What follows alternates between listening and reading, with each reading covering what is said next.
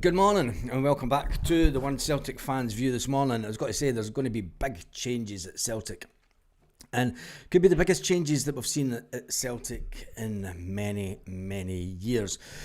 A lot of people have been talking about the fact that they want Ange Postecoglou to return to Celtic, but that's becoming more and more unlikely. The fact that Celtic are behind in the league doesn't make it a bit less appetising for managers to come in, knowing that they're in a title battle within Scotland, or does it make it more appealing?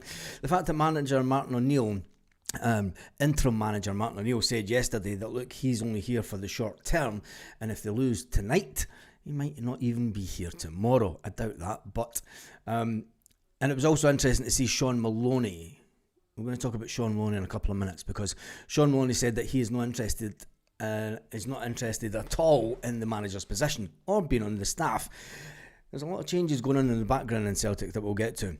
So that leaves us with the Bobo Glint manager, who's in the final stages of a battle for the championship in Norway. He's not going to leave his club then, is he? Could be the fact that we could have Martin O'Neill here for a little bit longer than which Martin thinks. Can we get Kieran McKenna to leave Ipswich? There's a talk down south that he is on the list, but there seems to be very little appetite, allegedly. But if Celtic were to pay the $5 million, in cash to release him and his backroom staff, would that be enough for the Ipswich Town manager to leave and then take up his role at Celtic? £5 million it's not big money when you think about it for a manager. Let's face it, we got £10 million for a certain manager that resigned yesterday, or the day before, or wherever it was. He's gone. But we got £10 million for the manager before. And this is where it now gets interesting, because Celtic are going to make changes at backroom level. Not just when it comes to, obviously, the staff that have left, but it goes right through the football club. There's a lot of talk about Celtic shaking things up when it comes to the academy and all the way up. Chris McCart, who holds the academy position, it's been said that he is going to make moves further up. Celtic want to get the academy and the under-17s and the B team and everything back up and running on full pelt, something that they felt that wasn't really focused on by previous two managers. So hence the reason I don't think that Celtic would necessarily want to go for Ange Postecoglou, but you never know. I think for me, Kieran McKenna is the only one right now that Celtic will be focusing on. I think that it's his job to turn down, basically, at the moment. With Celtic players having to take to training yesterday with a makeshift backroom staff who were up late last night, the night before, sorry. Sean Maloney said that he was sorting things out till 11:30 at night, and then they were in at Lennoxtown at 6:30 in the morning. Him, Stephen from the under-17s, and then your man Fozzie, the most bizarre one yet, but he's coming to Celtic. There's an option going forward here. James Forrest is coming up to the end of his final year at Celtic. Will James Forrest be given a place within the academy inside Celtic? There's a lot of changes going on in the background, and I think that going forward, people will even say, look, maybe it's time for Callum McGregor to take early retirement and put him. Would that be the right way to go? Because let's face it, when you've got someone, and there's two ways to look at this actually. Is it disrespectful, or there's a lot of people saying that John Kennedy was sacked, hence the reason that Celtic haven't put anything out as yet. They may do this morning. They may put out a statement to say that, look, John Kennedy has left the club, we wish him well, etc, etc, etc. They were maybe a bit busy yesterday to focus on John Kennedy, the fact that he'd spent the best part of 30 years of his life at Celtic, and he spent quite a majority of them in the backroom staff at Celtic. People were getting fed up about the way that he would just sit there, and especially in the defeat at the weekend, no emotion at all from him. A man that just couldn't give a fuck by the looks of it. Whatever happened, he's gone. We move on. Does that make room for the likes of James Forrest to come in to Celtic once his playing days are up at the end of this year? And then there's the Callum McGregor scenario. Will Callum leave the club the way that Scott Brown did and go into management his own way. Brendan Rodgers had been speaking to Callum, is there any interest in you going into management at the end of your career? He's not doing any coaching badges as yet. It's where when Scott Brown had 2 years to go in his contract, Scott Brown had already started doing his coaching badges. Remember that Scott Brown also was coaching the under-17s at one point. And Brendan said, no, you need to stop that because you're burning the candle at both ends. I want you to get the maximum at the end of your career. Will a change of manager reignite Callum McGregor, considering that Callum McGregor was the best player on the pitch for the first half of the game, and then something changed at half time, and the manager must have said something to Callum, or you could say that the Hearts man marked Callum the second half, but whatever happened, Callum McGregor wasn't as influential as he was. Will the new manager, Martin O'Neill, will he see that? Martin O'Neill, Sean Maloney spoke about the squad yesterday. Sean Maloney spoke about the squad. He spoke about Dyson Maeda, who is back fit training and in the squad for the team tonight. Is he fit enough game-wise to come straight back into the team? Well, that'll be a very telling one when Martin O'Neill, who will be in Celtic Park at this very moment, he'll be sitting with the backroom staff waiting on the players coming in the next half an hour or so, and it'll be interesting to see which team Martin O'Neill puts out, because obviously they've only had a day or so. They'll have to take a lot of trust from the players. They'll take a lot of trust from Gavin Strachan. I know that a lot of people don't like Gavin Strachan still being at Celtic, but there has to be some continuity. And then when it comes to the goalkeeping coach, Stevie Woods isn't going anywhere. Do you know, Stevie Woods is Celtic through and through, and he's seen many managers come and go over the years, and it seems to me that Stevie Woods is one of those people that just fucking must look at the manager and go, like, mate, you're only here for a short time. The reality of the situation. I'll be here when you're gone, and I'll be here when the next guy's gone, and I'll be here when the next guy's gone after that as well. Stevie Wood is one of the most sought after coaches when it comes to goalkeepers, and has been for many years. So it's good to have that little bit of stability within the coaching staff. I'm not going to talk about anything boardroom level or today. The team are currently at the hotel. Well, that's an interesting one, that the team were called to the hotel. Like, that's the unity that I want. They usually don't go to the hotel last night, especially before a game.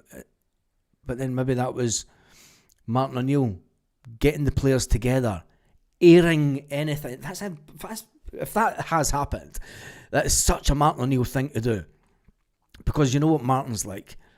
They would have a private area within the hotel, and Martin O'Neill will just sit and talk to them. And he'll get them to air their grievances. Do you know? No more going to fucking social media like certain players did yesterday. No more going to social media. In fact, your phone's in the bin. Martin O'Neill was a manager that wasn't around when social media was around. I don't expect Martin O'Neill to put up with any friggin' nonsense from any player. And having Fozzie in that backroom staff with him, Jesus, Dyson Maeda and everybody, if they think that Callum McGregor, James Forrest and Tony Ralston are hard to understand, well, wait till they get the bollocking off of Fozzie on the training pitch, because he, being the chuchter that he is, will go right through any player that does not give 110%. I expect to see a massive reaction from Celtic tonight. I expect to see Celtic come out the blocks like their arses are on fire. But yeah, I don't think that any... There's a man himself, the absolute legend, Martin O'Neill. But I don't expect any player to be slacking, because Martin O'Neill is the type of manager. He spoke about it on the radio. He said there's a bit of physicality missing about Celtic. There's a bit of that oomph, and we've been saying this for a long time. We've been saying it going back to the summer. We said that, look, we needed a midfield general, and we didn't get it. We needed someone that would boss midfield other than Callum McGregor. You know, Martin O'Neill said yesterday his team were full of men. No disrespect to the current squad, but there's not many men in there, is there? There's not many fighters in there that, do you know, I mean, you could say Tony Ralston, he's not the standard that would ever got into a Martin O'Neill team, is he? I mean, Tony Ralston would get nowhere near it. But the fact that Dyson Maeda is back in contention for the squad tonight, it'll be interesting to see who makes the team and what the formation is ultimately. But I think the big changes that we're looking at is that any Celtic manager that does come in, I mean, there's a lot of talk of McKenna coming in. It's going to cost us $5 million. He will want to bring his full backroom staff.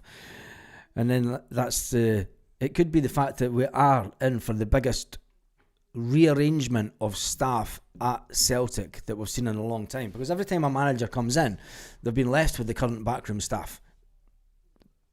Yes, you could say that Brendan did bring a couple of the guys in himself, but the fact that John Kennedy we're not sure. There was rumours last night that he was sacked. We're not sure if he resigned. There's a bit of a grey area within that. The fact that Celtic haven't acknowledged anything yet about him. Who really cares? It's in the past now, isn't it? But anyway, what do you think the score will be tonight, and what kind of reaction do you want from the fans? If Celtic can pull off one of the greatest comebacks, a comeback that goes all the way back to 1985. 1985, Hearts were flying at the top of the league. There's a little bit of deja vu coming here. Yes, Hearts were flying at the top of the league and they were expecting to win the league in 1985. And Celtic pipped them to the post on the last day of the season. If Celtic do that again, it will go down as the funniest reincarnations in the world of football. It will be absolutely unbelievable. I was just a young kid in 1985, so my memories of it aren't that great, but I've got a lot of friends who were at that game in 1985. A lot of the older guys that used to go in the buses with us were at that game, and they had great stories about the fact that we won the league, and it was good times. Can Celtic do it again? Can Celtic get the backroom staff in that is required to get them over the line?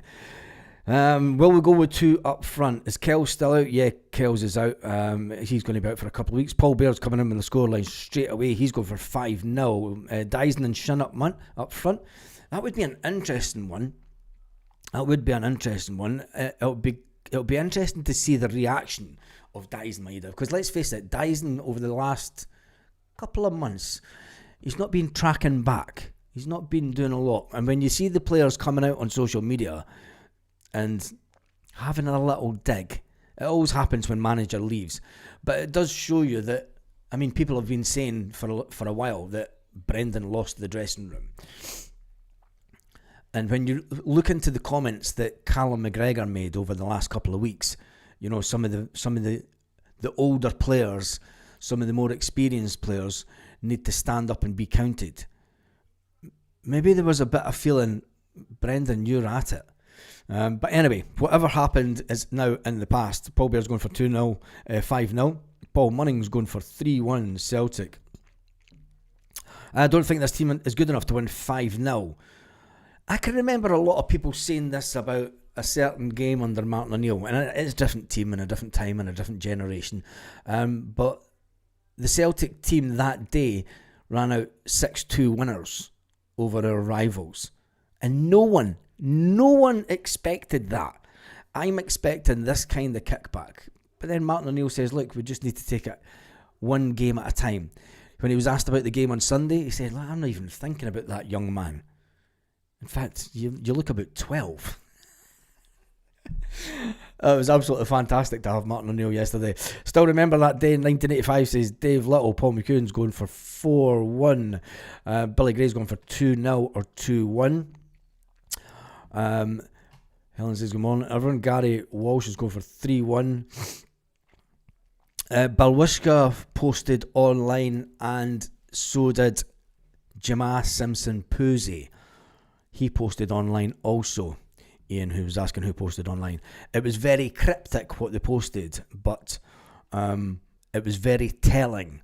It was two players that didn't get a fair crack at the whip. There's now talk that Jamal Simpson-Pusey, although there's nothing in the contract to say that he'll be recalled at Christmas. It is now being said that the player himself is looking to get out of Celtic because he's not been getting played by Brendan Rodgers, who's now left the club. I would take a 2-0, says Brian. Let's just get the win. Wee Man Sham says 3-0.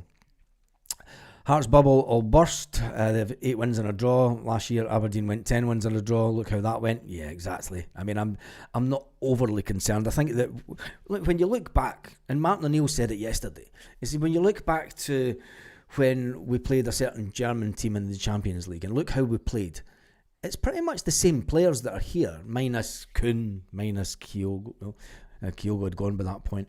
There's a majority of the same players here. They need to find the love for football again. And sometimes when you get, and let's face it, it was Brendan Rodgers, the negativity that was coming from Brendan Rodgers over the last couple of weeks. And if you look back one of the interviews of his last days at Leicester, the similarities are unbelievable. He's talking about the squad not being good enough. He's talking about the talent not being good enough. He's kind of having digs at the players, telling them that they're not good enough, and they're the reason that they're in the position they're in. Brendan Rodgers threw them under the bus, saying that they were like a Honda Civic. Martin O'Neill will never do that. Martin O'Neill came in yesterday and he says that he believes in the players. He knows they're good players. He's seen them being good players with his own eyes. He was there in Germany when they were 1-2 minutes away from taking them to extra time, and Martin O'Neill says that if we had gone to extra time, Celtic would have won that game. So the new manager comes in and gives us that little hint. Michael says new manager must come in with a new set of coaches across the board. Well, that's going to happen. McLaughlin says it's going to be 3-1. Let's not kid ourselves. Take a 1-0 and 3 points. Thank you, says Robert. I'm taking my daughter to her first Celtic game tonight. Can't believe Martin is there. What a day that is going to be for you. Especially if you went to games back in the day. I think the crowd will absolutely love the fact that Martin O'Neill's there. And there was a picture. We all remember the picture of Martin O'Neill when he beat a certain Rangers team, and he jumped up in the air and he was like a bloody kangaroo, wasn't he? He jumped that high up in the air, and behind him in the picture was a young Sean Maloney with a cap on like this, right behind him, doing this. And it's amazing how things work out in life. Now Sean Maloney's back in the dugout with Martin O'Neill. And let's face it, Martin O'Neill will give us a bigger boost than Brendan Rodgers could ever do. Comfortable work should help us kick on 3-1 maybe. Martin's press conferences made me feel instantly better. Yes, Ian. It's the first time that I've laughed at a press conference. I mean, even under Ange was very to the point. But Martin O'Neill gave me that feeling that I had years ago watching Celtic press conferences. You know, even under Gordon Strachan, you felt good about it because you felt that you had someone in charge of the club that you could trust. And I think that we can all trust Martin O'Neill to do his best in the circumstances. Yes, we don't have the strikers that he had first time round. He's not got Chris Sutton. He's not got John Hartson. He's not got Henrik Larsson. But he's still got that belief. And the ability in the mind of a football manager never leaves you.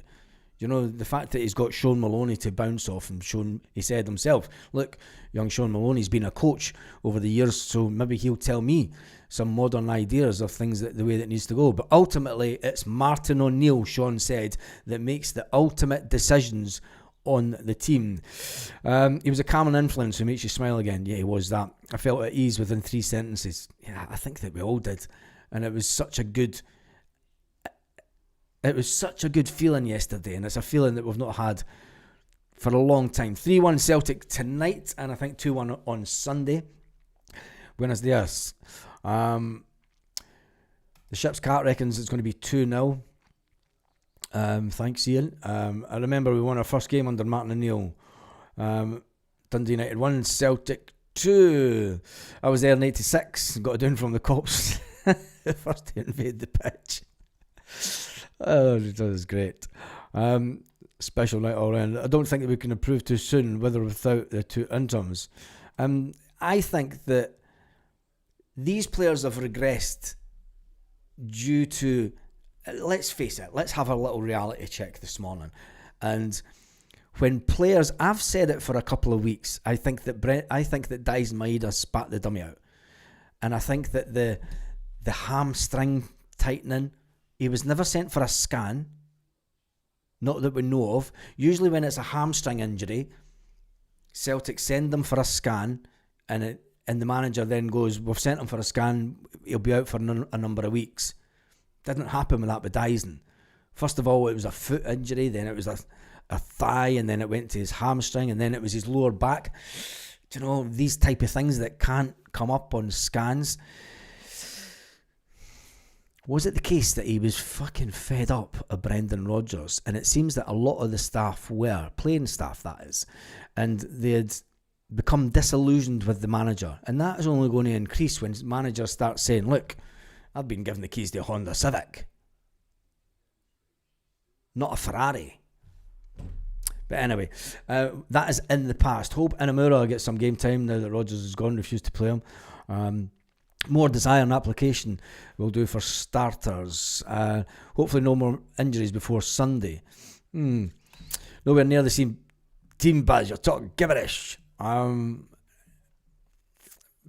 It's nowhere near the same team as Martin O'Neill's, or nowhere near the same team that played in the Champions League. It's the same players that played in the Champions League earlier on this calendar year.